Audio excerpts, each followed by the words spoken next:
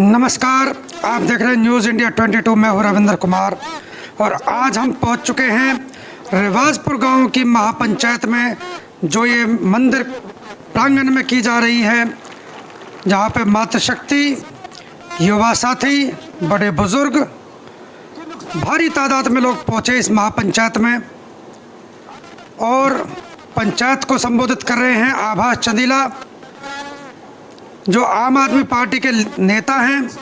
वैसे आज का ये मंच गैर राजनीतिक मंच है। तमाम मीडिया यहाँ फरीदाबाद की पहुँच चुकी है, जैसा कि आप तस्वीरों में देख रहे हैं। आभास चंदीला जी पंचायत को संबोधित कर रहे हैं और मीडिया के साथ ही कवरेज कर रहे हैं। काफ़ी संख्या में मीडिया यहाँ आज पहुँची है, समाज के गणमान्य लोग पहुँचे हैं। बाबा राम केवल जी दिखाई दे रहे हैं। गांव के आसपास के लोग पहुंचे हैं। नवल सिंह नरवत, किसान संघर्ष समिति के नेता और रिटायर कर्मचारी संघ जिला फरीदाबाद के जिला प्रधान बाल किशन वशिष्ठ जी युवा नेता हैं। सतपाल नरवत जी, काफ़ी संख्या में लोग यहाँ पहुँचे हैं। मातृशक्ति, जैसा कि आप देख रहे हैं, भारी तादाद में है। बहुत भारी तादाद में आज ये महापंचायत, जिसमें महिलाएं भी सुनने को आई हैं, नौजवान सुनने को आए हैं, बड़े बुजुर्ग आए हैं। इस कूड़ा प्लांट के विरोध में आज ये महापंचायत की जा रही है। और मैं तो आज अपने दर्शकों से ये कहूँगा कि आज की इस पंचायत में वक्ता बहुत मिलेंगे आपको। पूरी खबर सुने, सभी के विचार सुने। थोड़ा समय ज़रूर लगेगा, सुन के जाइएगा सभी के विचार। देखते रहिए न्यूज़ इंडिया 22, सुनते रहिए सभी नेताओं के विचार आज की इस महापंचायत के। भी आएगा, चाहे मुझ जैसा भी आएगा तो मुझ जैसे से भी बचाना है। कोई और नेता भी आएगा, उससे भी बचाना है। कोई और वेस्टेड इंटरेस्ट लेके कोई भी आएगा अपना एजेंडा लेके, उससे भी बचाना है। और कोई गड़बड़ करने की कोशिश करे, हाईजैक करने की कोशिश करे, तो उसको सही दिशा में ले जाना है। ये कमेटी का काम है। जगदीश नरवत जी पहुंच चुके हैं खेड़ी किला से। अंत में मैं उसी नारे के साथ अपनी बात खत्म करूंगा। लड़ेंगे जीतेंगे, लड़ेंगे जीतेंगे, लड़ेंगे जीतेंगे। बहुत बहुत धन्यवाद। आपके धन्यवाद आभास भाई, बड़े विस्तार से। आदरणीय लालपुर गांव के युवा सरपंच पंचायत को संबोधित कर रहे हैं। आइए सुनते हैं उनकी बात। अपने अपने मन की बात, अपने अपनी समस्या जो हम सबकी एक है, वो रख दी है। मैं इस मंच पे खड़ा होकर आपके सामने इतना ही कहना चाहता हूँ कि हमारी लालपुर की तरफ से इस आंदोलन में तन मन धन से हमें अपनी जान भी लगानी पड़ेगी, तो हम पीछे नहीं हटेंगे। इन माताओं ने शहीद भगत सिंह का जन्म दिया है, हम दिखा देंगे। अगर कूड़ा घर बनेगा तो उसमें पहले हमें दबाया जाएगा, हमारे बुजुर्ग हमें संभाल लेंगे, लेकिन हम उसके आंदोलन में, उस कार्य में पीछे नहीं हटेंगे।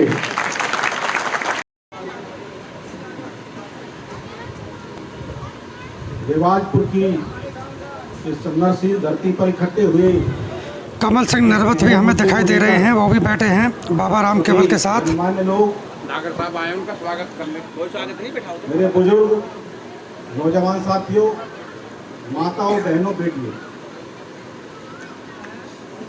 आज आप जो काम कर रहे हैं,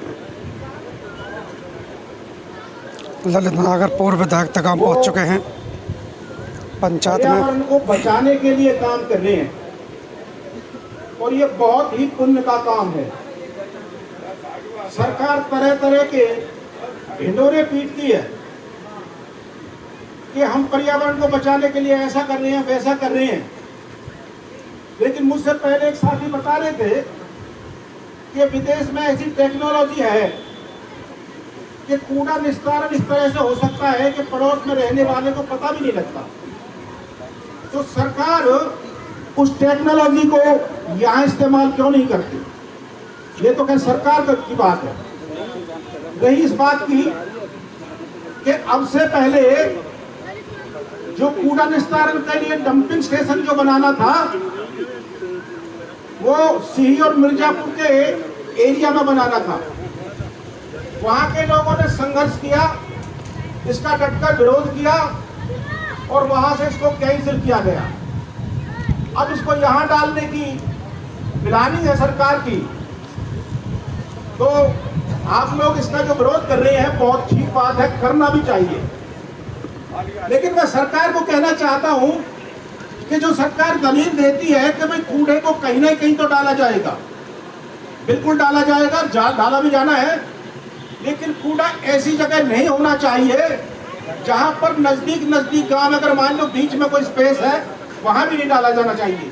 मैं ये नहीं कह रहा हूं कि सिर्फ रिवाजपुर में, ऐसी किसी भी जगह पर नहीं डाला जाना चाहिए जहां पर नजदीक रिहायश है। और जहां पहाड़ में ऐसी जगह है जहां काफी गहराई है, काफी साल तक का कूड़ा तो वहां मतलब लेवलिंग तक के लिए मतलब डल जाएगा, और वहां जो रिहायश है बहुत दूर तक है, वहां इसको डाला जा सकता है। कि कहां डालना कहां नहीं डालना ये सरकार का मैटर है, लेकिन जो सरकार ये दलील देती है कि कहीं ना कहीं तो डालेगा, उसकी बात का जवाब है। तो साथियों, आपने ये बहुत अच्छी मुहिम शुरू की है और शुरुआत ऐसी है तो इसको आप करने नहीं देंगे, और इसमें समय का भी तकाजा है। मुझे बताने की जरूरत नहीं है कि ये कई तरह से खतरनाक है, और प्रदूषण के लिए तो इतना खतरनाक है, सिर्फ एक तरह का प्रदूषण नहीं होगा, जो नीचे भूजल है उस पर असर का पड़ता है, हवा दूषित होती है, गिद्ध चील आते हैं, हर तरह से नुकसानदायक है। तो मैं डेढ़ी गांव से उस साथी ने बताया है, हमारे लिए जो भी सहयोग होगा उसके लिए हम हमें से आपके साथ तत्पर रहिए और साथ रहिए। इसी के साथ धन्यवाद। भाई सतपाल नरवती से निवेदन करूंगा जो आए और अपनी बात रखें। एक इनोवा गाड़ी है 2400 नंबर, किसी गलत लगी है सड़क पर, भाई हाथ जोड़कर निवेदन है, कृपया थोड़ा साइड कर लें। भाई सतपाल नरवती जिंदाबाद जिंदाबाद जिंदाबाद, प्रदेश सरकार मुर्दाबाद मुर्दाबाद मुर्दाबाद, हमारी एकता जिंदाबाद जिंदाबाद जिंदाबाद, हमारी एकता जिंदाबाद जिंदाबाद जिंदाबाद। नारों से लोगों में जोश भर दिया है सतपाल नरवत ने। रखी गई है वो नहर पार संघर्ष समिति के सरकार जा रही है, संयोजक उसके विरोध में रखी गई है। और सरकार के हमारे जो नुमाइंदे यहाँ पे विधायक हैं, मंत्री जी हैं, ये उनको भी भली भांति एरिया के बारे में मालूम है कि हमारी आबादी कहाँ है, कहाँ खाली जंगल है। पहले साथी जैसे बता रहे थे सिही और मिर्जापुर के बीच बना रहे थे, उसके बाद साहूपुरा भी बात चली, यहाँ बना दें, पाली भी बात चली यहाँ बना दें, लेकिन विरोध के चलते कहीं नहीं मिल पा रहे। कमिश्नर साहब से मेरे सामने साहूपुरा के लोग मिले थे, तो कमिश्नर साहब ने कहा मैं टेम्पररी बना रहा हूँ यहाँ पे, उसके बाद परमानेंट बंदवाड़ी में ही करेंगे, वहाँ उसका निस्तारण करके वही इंतजाम करेंगे। तो उन लोगों ने कहा जी हम अस्थायी भी नहीं बनाने देंगे यहाँ पर, तो वो तो अस्थायी को भी तैयार नहीं, और हमारे यहाँ परमानेंट बनाने जा रहे हैं। तो ये पर्यावरण के लिए भी खतरा है और आपकी सेहत के लिए भी खतरा है, तो इसको किसी भी कीमत पर नहीं बनने देना चाहिए।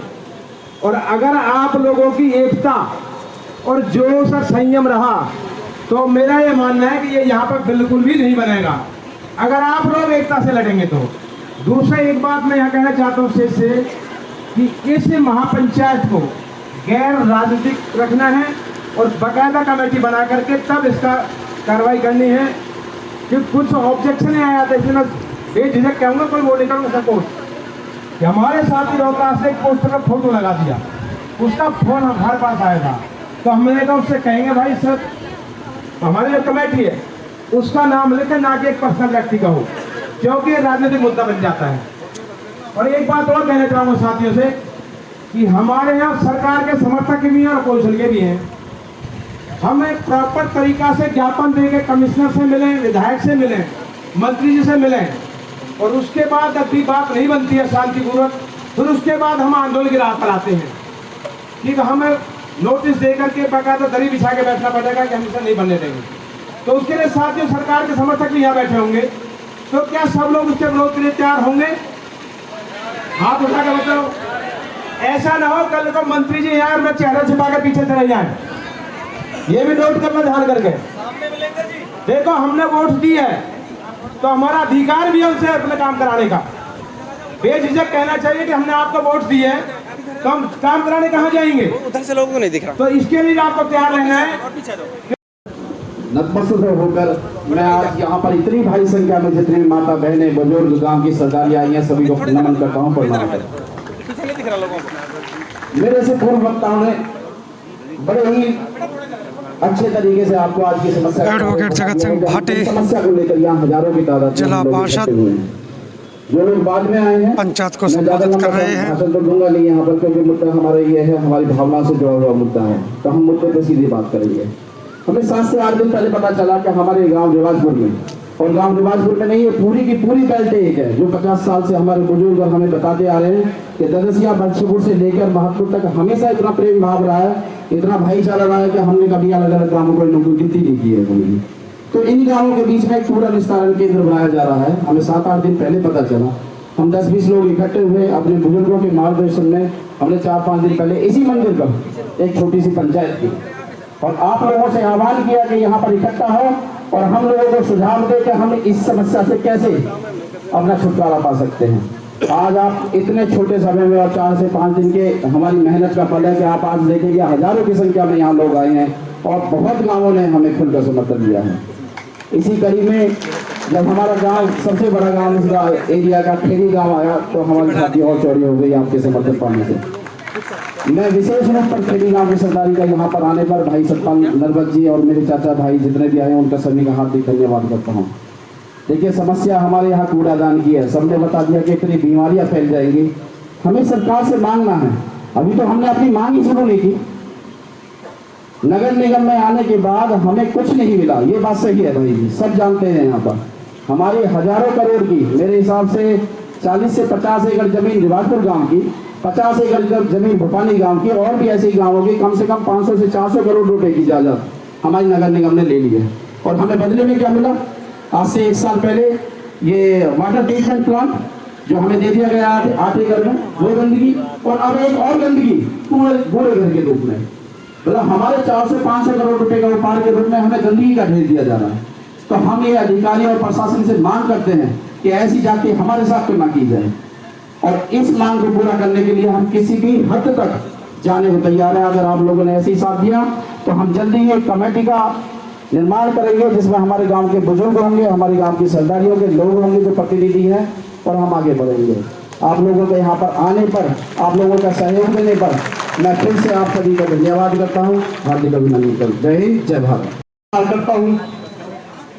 और यहाँ पर सभी माता बहनें, सभी हमारे बुजुर्ग, सभी हमारे भाई बंधु जो इकट्ठा हुए हैं, ये 2-4 दिन के बुलावे पर इकट्ठा हुए हैं। और मैं भी अपना यही सुझाव दूंगा कि सभी भाई बहनों से हाथ जोड़ करके प्रार्थना है कि भाई इसके खिलाफ हमें एक साथ बिल्कुल एक आवाज उठा करके यही आंदोलन करना है कि यहाँ पर किसी भी हालत में हमें कूड़ा नहीं बनना देना चाहिए। आपने देखा होगा आईपी कॉलोनी के अंदर, आईपी कॉलोनी के साथ में महतपुर गांव है, और वहां से निकलना इतना मुश्किल हो जाता है कि कोई भी वहां के निकल के राजी नहीं है। और वहां से जो लोगों ने फ्लैट में रखे हैं, एक गैजेट लोगों के लिए रखे हैं, वहां पर निकलना इतना मुश्किल है कि लोग फ्लैट देखने के लिए तैयार हैं। तो मेरी सभी से हाथ जोड़ करके यही प्रार्थना है कि भाई हम सभी को एक होकर के एक आवाज में, एक आवाज को बुलंद कर करके यही नारा लगाना है कि भाई यहाँ किसी भी हालत में कूड़ा दान नहीं बनना चाहिए, क्योंकि आने वाली जो पीढ़ी होगी, हमारे जो बच्चे होंगे वो बीमार होंगे, ना तो हमें यहाँ पे खाने के लिए स्वच्छ अनाज मिलेगा, ना ही पानी पीने के लिए मिलेगा। तो ज्यादा ना कहते हुए क्योंकि वक्त काफी है, तो मैं तो यही कहूँगा कि भाई हमारा गांव लोगों की तादाद बढ़ती जा रही है, लगातार पंचायत में लोग आ रहे हैं, और हम सब एक हैं। तो हम भाई पास का और सभी सरदारी का यहाँ पर हमें बुलावे पर धन्यवाद करते हैं। जय हिंद, जय भारत। यही चाहूंगी कि बेटी ने कॉलेज शिक्षा, क्योंकि ये हमारी ये जो पिछड़ा वर्ग है, तो यह कुछ भी सुविधा नहीं है। बेटियां कहीं ददसिया जाती हैं, छोटे बच्चे, तो बस यही सरकार से निवेदन है कि यह स्कूल बनवाया जाए या कॉलेज बनवाया जाए। सबने अपनी अपनी बात रखी है। धन्यवाद। बहन जी ने भी गागर में सागर भरने का काम किया। भाई अशोक रावल जी हमारे बीच में तिलपत से युवा समाज सेवी है, निवेदन करूंगा अपनी बात रखें। उसके बाद भाई के सरपंच अपनी बात रखेंगे। तैयार है सभी भाई, अब सीमा का समय का ध्यान रखें। भाई अशोक रावल जी। पूर्व पंचायत मेंबर छाजूराम जी गांव पलवली से पंचायत को संबोधित कर रहे हैं। मैं भगवान को नमन करता हूँ। उसके बाद जो सरकारी सफाई हुई है सबको नमस्ते करता हूँ भाई। और भाई जो ये सब कह गए हैं भाई सब ठीक है बिल्कुल। हमारे यहाँ ये बनाए बहन से पूरा नहीं वो ट्रीटमेंट प्लांट टैंक बना है, ट्रीटमेंट प्लांट उससे बहुत दुखी हैं। एसटीपी हम तो उससे बहुत दुखी हैं और ये बना दिया, ये हमें दे दिया, ये हमें और कुछ मिल दिया हमें। 1.5 साल हो गया हमें आए हुए नगर निगम में, ये हमको और दे दिया है। भाई इसको हम नहीं हो सके बिल्कुल भी, और हम सबके साथ है बिल्कुल काम, सब सारे काम से